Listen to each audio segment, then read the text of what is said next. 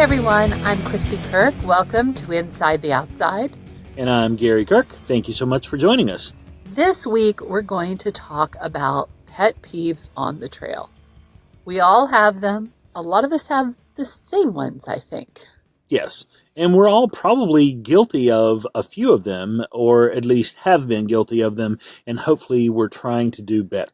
This is very true. Well, we went on a recent day hike, and truthfully, this day hike was just like every pet peeve packed into one small hike. It's a very active park we went to. Yeah, in the course of 3 miles, we experienced every pet peeve that I have. Me too. One of the pet peeves that tops my list is people who play music in the woods on a trail. And when I say play music, I mean have their phone going on speaker or have some other sort of... These Bluetooth speakers that you can clip on your belt or on your shoulder strap of your backpack, those kind of things. We're not talking about the tree-hugging hippies that want to play the ukulele down by the stream. That's totally fine with me. No, I hate those people too. Really? Yes. Is it them or the ukulele? It's the ukulele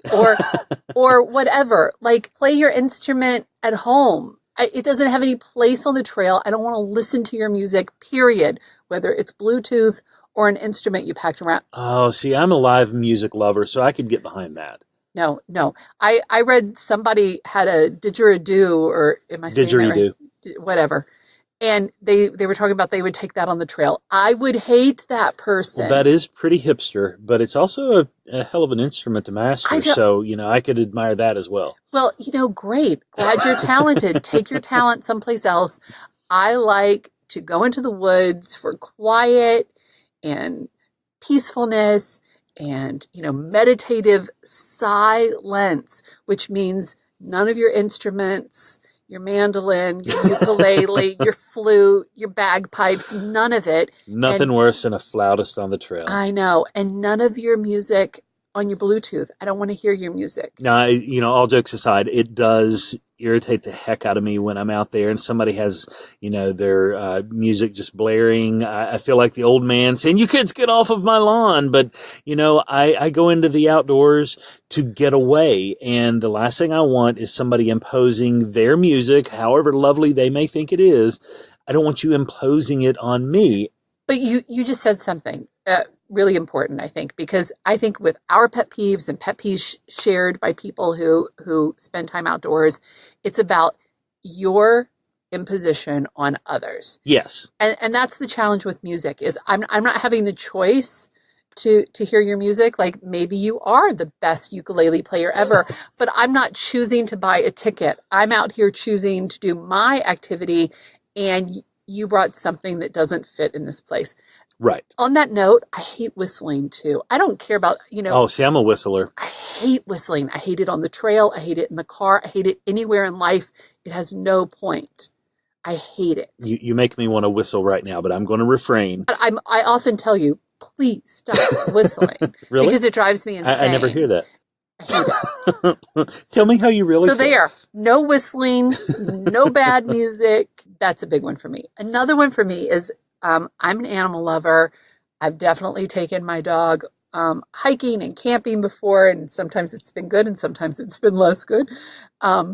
She's gone canoeing with us. She's had a lot of adventures, and I'm totally fine with animals on the trail. Yes, love them. However, clean up after your pet. Yes, and keep it on a leash. As much as I like the idea of animals being able to roam free, it's another one of those things where you're imposing your experience on someone else within the first... Gosh, we hadn't even went a half a mile yet the other day, and we had already walked by a guy with a booming Bluetooth speaker strapped to his side, and then walked immediately up on 2 ladies with dogs, both off of their leashes. One just roaming. It was actually on a leash, but it was dragging the leash down the trail. And then the other one sitting there telling her dog what a bad dog it was because it wouldn't sit still or stay with her. Well, put it on a leash and it'll stay with you. I agree with the leash for a couple of reasons. One, it's safer for your pet. And I know I've heard from many a pet owner and many a friend to say, well, they get to run for a while and it's healthy and good for them. It's not healthy and good for them to run loose in the woods where they may encounter things they've never encountered before, and they can be unsafe. The safest thing for your pet in the woods is on a leash. And as you already mentioned, clean up after them. Nobody wants to, step in a pile of dog crap on the trail. No. And again, I hear people say, well, it's an animal and they've gone in the woods and that's natural. Well, it's not, because your animal is not native to those woods, so it's not natural. Secondly, it's a health hazard. It's gross. And if you were walking in your neighborhood, you'd clean up after your dog, do it on the trail. Or would they? I know I find it regularly in our neighborhood. And, to expand on that, what we saw this weekend was somebody had actually cleaned up after their dog, but then just left the poop bag laying in the trail, not even off of the trail, just laying right in the trail. Yeah. Maybe they dropped it. I want to give them the benefit of the doubt. Hopefully they're a better person than what they seemed to be. See, I think people who do that also annoys me. But I think people who drop the bag, the idea is, oh, I don't want to carry this bag of poop. I'm going to come pick it up as I circle through. First of all, you may never circle through, so you may never pick it up. So then you're littering and you're leaving a mess for somebody else. And, if you're taking your dog, you need to be prepared for that. I have a little bag and I throw the poop bags in it and tie it off on the leash. Do I like carrying bags of poop? Well, no. But if I'm going to take my dog, that's one of the responsibilities I have as a pet owner. I totally agree, and that brings me to my next big pet peeve, and that's just litter in general. I am always amazed how far someone will carry something to then leave it behind. I've been miles from any civilization and found, bags of chips or just the bag. Chips are gone. Beer cans, soda cans, you name it, back on the tops of mountains. And I'm thinking, you carried it this far. It's lighter now than when you brought it in because you've eaten or drank what was in that container. Why can't you just carry it out? Well, this weekend we found there was a crayon on the trail. Yes. And it's like a crayon, obviously. Maybe a little kid someone or had a come through with their dropped kids. it. Yes. Exactly. But just how random and strange is that? So clean up your trash, for goodness sakes. But cigarette butts. That's another one. Butts, Many years ago, I was a smoker, and I know I tossed out my share of cigarette butts, and maybe it's karma that is just, going to, terrorize me the rest of my life, but it infuriates me to see a cigarette butt. It's just so disrespectful to every other person who uses that trail. And that's what all of these are. They're just disrespectful of every other person who could use the trail. Yes, I couldn't agree more. Something that, we haven't touched on as far as these other podcasts about what we put in our pack, but one of the things that we have in both of our packs are garbage bags. Yeah. And, this could be a simple plastic shopping bag or whatever it is you want to take, but something to put those disposable items in when you're done with them and carry it out. If you can carry it in, you can carry it out. It's part of your responsibility as, a good steward of the wilderness. Absolutely. Now, this one's controversial. I guess they all are. I guess everybody has an argument, because I've definitely gone round and round. But some people need to acknowledge that they're wrong. Right. I've gone round and round with friends about the whole pet leash thing before.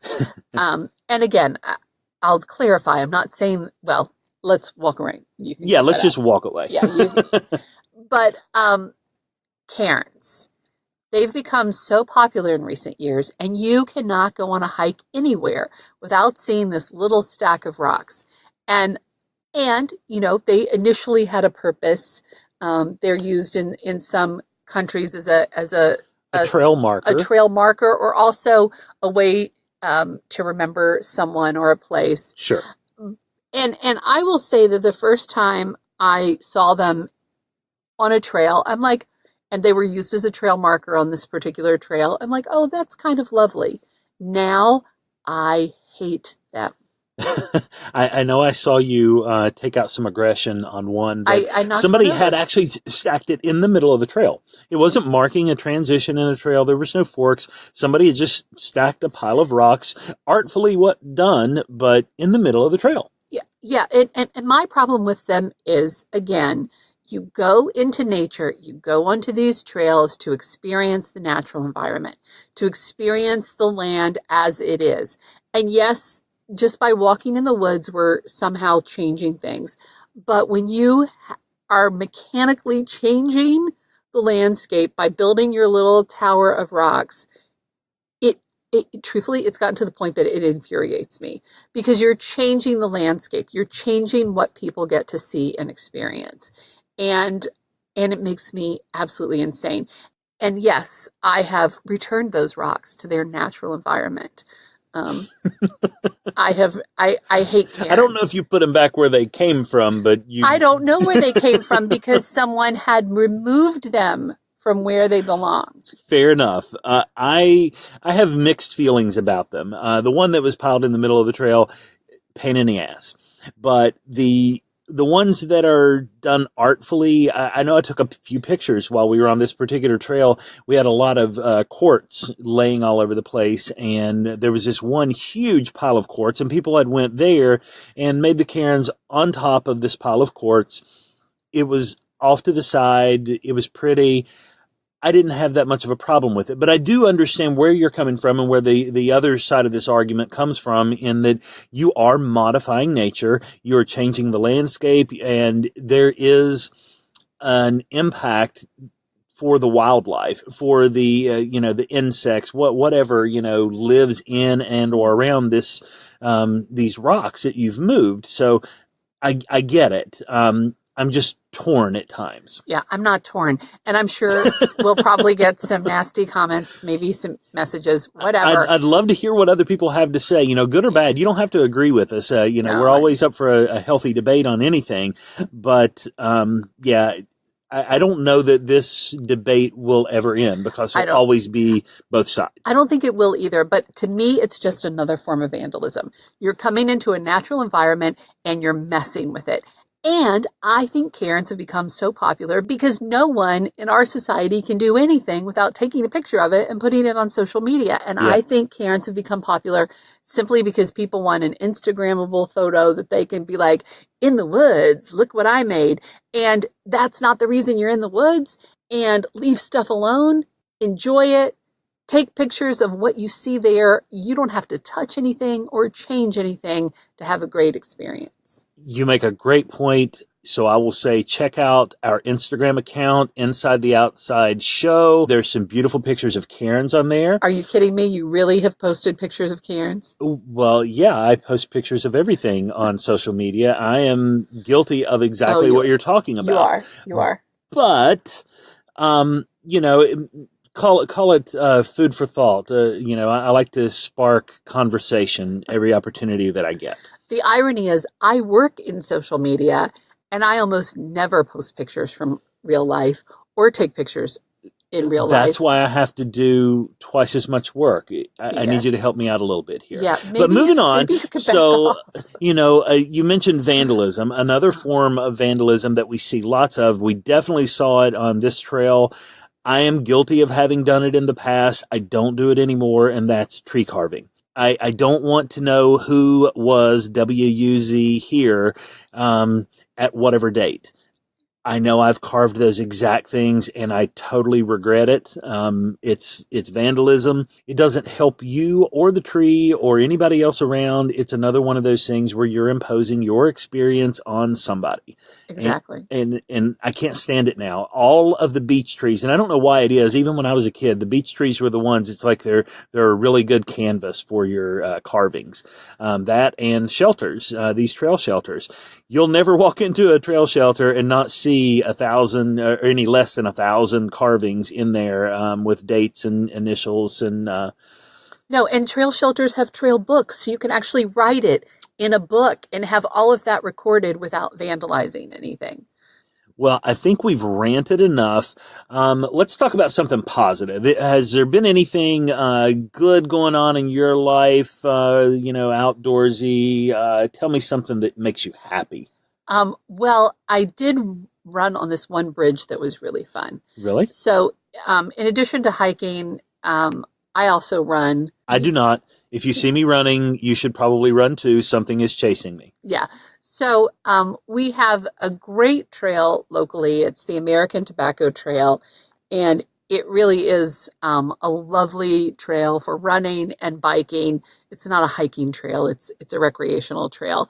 And the ladies I run with, we've been wanting to run on this bridge that goes over the interstate, and it's really cool. And I mean, truthfully, we were just never hitting it quite right. And so we finally did by accident, and that was super fun. It's great to have a view like that. Now, when I'm out in nature, I don't want to see roads and I don't want to travel across roads. No. And but in this instance, it was really fun, and so that's always nice to get to see a different perspective of your world, and to see the interstate from up above is just fun. It's probably the only time you've been excited to see I-40. Yes, because that interstate is a nightmare to actually travel on, but it's great to run over top of. Yeah. But I have a pet peeve from that. What? Because here's this beautiful bridge. It's only been here for a year or two, and people have started putting locks on it. And so there's a very famous bridge in Paris that everyone puts their locks on as their symbol of their relationship. And people have started doing that to this bridge. One, it's over the interstate. So probably not the safest place to be putting locks up there, especially if you have an accident with the lock. And secondly, the bridge in Paris has had terrible problems because of the weight of these locks, and they've had to go in and with wire cutters and remove them, and it's damaging the bridge, and it can damage our bridge over time too. And really, if your relationship is so fragile that you have to buy a lock and put it on a bridge to prove to people it's going to last, you need to invest in something other than locks. I wonder if they ever go remove the locks if the relationship goes downhill. We said the same thing. We were like, I wonder how many of these people are still together with the locks. And probably not that many, but don't buy a lock. It's not proving anything to anybody. Well, the good thing that I've had going on lately is mushrooming. I've had really good success. I know hurricanes are devastating, but one of the side effects, silver linings, if you will, is they brought a lot of moisture and humidity to this area, and mushrooms have been popping up all over the place. I recently found over 20 pounds of a black staining polypore, and it was the most mushrooms that I've ever gathered at one time, over 20 pounds. I spent one whole day over this weekend chopping this thing up, marinating it, cooking it, making stock out of it, making veggie burgers out of it. And I've got some mushroom jerky, which I've never tried. I'm anxious to see how this turns out. But the mushroom foraging has been awesome. You can't just pick up mushrooms anywhere. You need to know what you're doing. You need to know what you're getting. Gary is very, very into this. I have reservations. Fair enough. And I would have to agree. You do need to know what you're doing. We took a class recently with a fellow by the name of Frank Hyman. He gives classes here in Durham on wild mushroom foraging and wild edibles. And the class was really awesome, and learned a lot there. And, the chanterelles have been one of the few mushrooms that I've been able to find recently. This black staining polypore was a super good find. I won't tell you where I found it because I don't want people to go back and steal my mushrooms. I'm hoping might get another run of them before the season's out. It was a great class. Frank did a great job, and he's very, very clear on what you need to look for and how to be safe. And he helps you identify mushrooms very accurately. And so if you're interested in foraging, definitely get a class. Definitely have a person who's a knowledgeable, certified resource to help you, because it can be deadly if you make a mistake. Yeah. I don't personally like foraging for food. It makes me really uncomfortable.